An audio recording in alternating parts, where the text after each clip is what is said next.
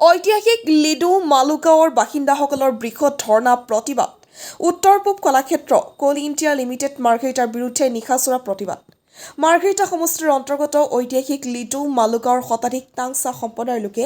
কয়লা ডাম্পিং গ্ৰাউণ্ডৰ বিৰুদ্ধে দীৰ্ঘদিন ধৰি প্ৰতিবাদ কৰি আহিছে কিন্তু আজি নিশাও তেওঁলোকে নিজৰ ঘৰ এৰি পুনৰ ডাম্পিং গ্ৰাউণ্ডত অৱস্থান কৰিছে টাংচা সম্প্ৰদায়ৰ ৰাইজে জনোৱা মতে বহু শতিকাৰ পৰা তেওঁলোকে ঐতিহাসিক মালুগাঁৱত বাস কৰি আহিছে কিন্তু উত্তৰ পূব কলাক্ষেত্ৰ কোল ইণ্ডিয়া লিমিটেডে কয়লা আহৰণৰ সময়ত ওলোৱা আৱৰ্জনা মাটি মালু পাহাৰৰ সমীপত নিক্ষেপ কৰিবলৈ আৰম্ভ কৰিছে যিয়ে গাঁৱৰ ৰাইজৰ জীৱন জীৱিকাক গভীৰ সংকটৰ সন্মুখীন কৰিছে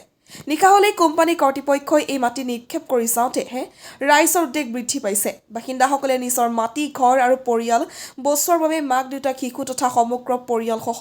দিনজোৰা প্ৰতিবাদ কৰিবলৈ বাধ্য হৈছে সদৌ অসম টাংচা ছাত্ৰ সন্থাৰ সভাপতি নায়ুং মুছাঙে ক্ষোভ প্ৰকাশ কৰি কয় কোল ইণ্ডিয়া লিমিটেড মাৰ্ঘেৰিটা ব্যৱস্থাপনা কমিটিয়ে ঐতিহাসিক মালুগাঁও ডাম্পিং গ্ৰাউণ্ডলৈ পৰিৱৰ্তন কৰাৰ অপচেষ্টা চলাইছে যি অতি দুৰ্ভাগ্যজনক আমি শৰীৰৰ শেষ টোপাল তেজ থকালৈকে ইয়াক প্ৰতিবাদ কৰি যাম মাৰ্ঘেৰিটাৰ পৰা ব্ৰিজ সাগৰৰ report north east frontier news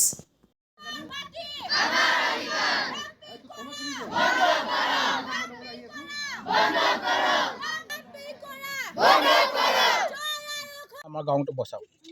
যিমান হ'লে আমি কল ইণ্ডিয়াৰ লগত ডিছকাশ্যন কৰিছোঁ ইমান ধুনীয়াকৈ কথা পাতিছোঁ এতিয়া কল ইণ্ডিয়া একো কৰিব নোৱাৰে কৈছে এইটো কাৰণে আমি আজিলৈকে কল ইণ্ডিয়াৰ লগত ডিছকাশ্যন নকৰিম আৰু আমাৰ গাঁৱটো বচাই দিয়ক আৰু যদি ইয়াৰ পৰা কোনো ডিষ্টাৰ্ব এতিয়া পাথৰ যে গিৰে এইটো দায়িত্বটো হ'ব চৰকাৰ আৰু কল ইণ্ডিয়া হ'ব আমি যুদ্ধতে লাগিব লাগিব এতিয়া নহয় আমি কোনো ইয়াত আনন্দ ইয়াত আমি প্ৰতিবাদ কৰা নাই আমি দুখ পাইছোঁ যে আজি কল ইণ্ডিয়া যেনেকৈ বলপূৰ্বকভাৱে ইয়াত আপোনাৰ ডাম্পিং কৰিব বিচাৰিছে ইয়াত আমি সম্পূৰ্ণ বিৰোধিতা কৰিছোঁ আমি বাৰ বাৰ কৈছোঁ যে আমি কল ইণ্ডিয়া বিৰোধিতা নহয় এই বিষয়ে আমি অসম চৰকাৰক আমি অৱগত কৰিছোঁ আমি মাননীয় মুখ্যমন্ত্ৰী মহোদয়ক অৱগত কৰিছোঁ কেন্দ্ৰীয় চৰকাৰ আমি সৰ্বানন্দ সোণোৱালক অৱগত কৰিছোঁ প্ৰতিটো আমি চৰকাৰৰ প্ৰতিটো বিষয়ে আমি অৱগত কৰিছোঁ যে মালুগাঁৱৰ এনেধৰণৰ এটা পৰিস্থিতি হৈ আছে যে ইয়াত কোনোৱে আমাৰ আৱাজ আমাৰ শব্দসমূহ শুনিবলৈ চেষ্টা কৰা নাই কিন্তু ইয়াত 500টাতকৈ অধিক ইয়াত জনজাতি ভূমিপুত্ৰ যি টাংচা ৰাইজ আছে এইসকলক হত্যা কৰি মেলি কল ইণ্ডিয়া চলাব নেকি আমি স্পষ্টভাৱে কৈছোঁ কল ইণ্ডিয়া ডাম্পিং ইয়াত বন্ধ কৰক আমি কল ইণ্ডিয়াৰ বিৰোধিতা নহয় অসম চৰকাৰৰ মাননীয় মুখ্যমন্ত্ৰী মই অনুৰোধ কৰিছোঁ যে এই বিষয়সমূহ গুৰুত্ব সহকাৰে লওক আজিলৈকে আমি শান্তিৰে আমি আন্দোলন কৰি আছোঁ কাইলৈ যদি কিবা এটা যদি ইয়াত বিষম পৰিস্থিতি হয় তেনেহ'লে ইয়াত কোনো মালুগাঁও ৰাইজ বা সদৌ অসম টাংচা ছাত্ৰ ইয়াত দায়ী নহয় আমি দিনত প্ৰতিবাদ কৰোঁ আজি নিশাটো প্ৰতিবাদ কৰিব লগা হৈছে কাৰণ আমাৰ মানুহে আজি শুবলৈ পৰা নাই আমাৰ মানুহে এনেধৰণৰ পৰিস্থিতি হৈছে মানুহে ৰাতি শুৱে কিন্তু ৰাতি কল ইণ্ডিয়াৰ পাথৰ বালি আহি তাত পেলাই থৈ যায়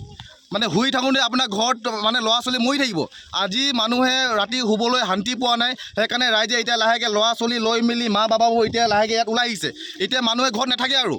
আজি লাহেকৈ মানুহে মা বাবাবোৰ আমাৰ ল'ৰা ছোৱালীবোৰ এই কল ইণ্ডিয়া ডাম্পিং গ্ৰাউণ্ডতে লাহেকৈ ঘৰ বনাই থাকিব তাৰ বাহিৰে আৰু বেলেগ ৰাস্তা নাই এখেতসকলৰ কাৰণ কল ইণ্ডিয়া যেনেধৰণে মানসিক আৰু শাৰীৰিকভাৱে ইয়াত হাৰাশাস্তি কৰি আছে এই মানসিক বা হাৰাশাস্তি কৰি থকাৰ ফলত আজি আই মাতৃসকল ল'ৰা ছোৱালীবোৰ ওলাই আহিছে আৰু মই কাটৰ অনুৰোধ কৰিছোঁ যে অসম চৰকাৰে এই বিষয়ে গুৰুত্ব সহকাৰে লওক আৰু মালুগাঁৱক ৰক্ষা কৰক